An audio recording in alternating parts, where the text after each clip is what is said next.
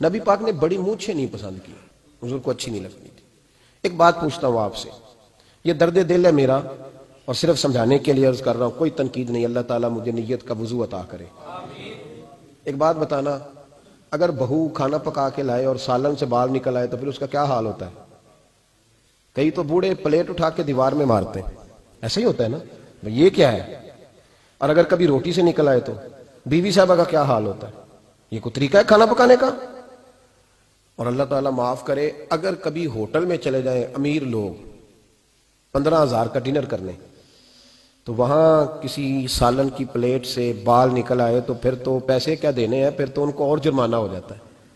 یہ تو سارے بال نکل آئے تو مشکل، اور ویسے بھی جو نفاست ہے نا طبیعت کی، اس پر بوجھ بنتا ہے، بال کھانے میں ہو آٹے میں ہو تو بوجھ بنتا ہے۔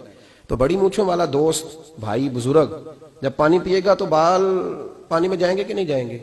حکیم اور ڈاکٹر کہتے ہیں کہ کینسر کے مرض کا خطرہ ہے، اور ایک مقام پہ رسول پاک علیہ السلام نے یہاں تک فرمایا کہ جو مونچھیں پست نہیں کرتا وہ ہم میں سے ہے ہی نہیں۔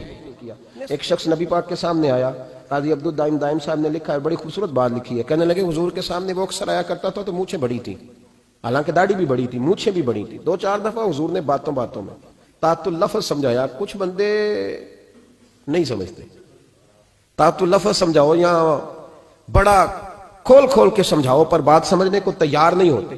پتہ نہیں کیا ایسا حسن ہے بھئی، جو حسن نبی پاک نے پسند نہیں کیا وہ کبھی حسن ہو سکتا ہے، کبھی خوبصورتی ہو سکتی ہے، وہ کسی کا ذاتی کلچر تو ہو سکتا ہے پر دین کی تہذیب نہیں۔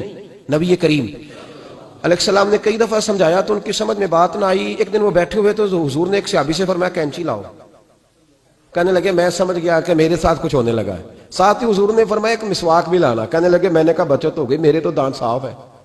تو یہ شاید اس کی بات ہونے لگی ہے جس کے دانت بھی ٹھیک نہیں۔ دونوں چیزیں جب آ گئی نا تو حضور اٹھے اور نبی پاک نے مسواک ان کے ہونٹوں پہ رکھی، اسی سے آبی کی ہونٹوں کے اوپر مسواک رکھ کے تو اوپر سے حضور نے مونچھیں کاٹ لی، فرمایا یہ نہ ایسا کرو، یہ چیز مجھے پسند نہیں ہے۔